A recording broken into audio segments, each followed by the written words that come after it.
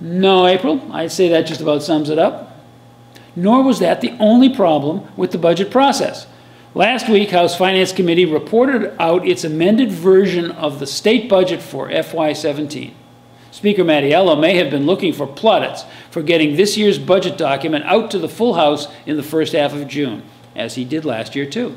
It's true, under previous speakers, the final budget has in fact taken until mid-July before it's been completed. But the state constitution stipulates that the budget must be passed before the start of its covered year. So Mr. Mattiello looks good only by comparison.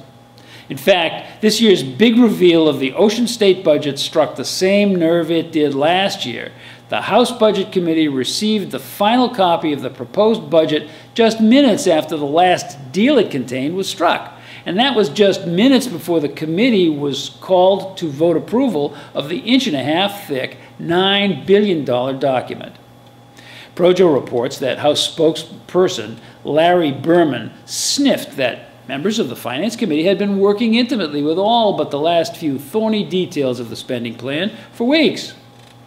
Well and good, Larry, but what about the rest of us? Neither the press, the good government organizations, nor any concerned citizens get the chance to pour through the new budget before it is a done deal. It's true that there is a 7-day waiting period mandated by law before the full House can pass on the work of their Finance Committee. It is also true, though, that as a practical matter, the budget approved last week cannot be modified after House deliberations. It must be either approved or disapproved. Given the pressure to conclude this session and release the incumbents to hit the campaign trail, can anyone make a good guess as to which of those options will be selected? So once again, we have to pass the bill to see what's in it. Okay. If Speaker Mattiello thinks he deserves props for advancing the Finance Committee process 3 weeks, how about he advances it 1 more week so he can actually provide a service in return for the expected standing ovation? What if there were also a 7-day wait between posting the draft and moving on it in committee?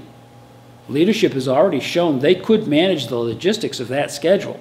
What they haven't shown, though, is their ability to withstand the kind of scrutiny that would ensue, especially while the draft was technically still open to modification. Oh well, maybe someday, in a more perfect world. April?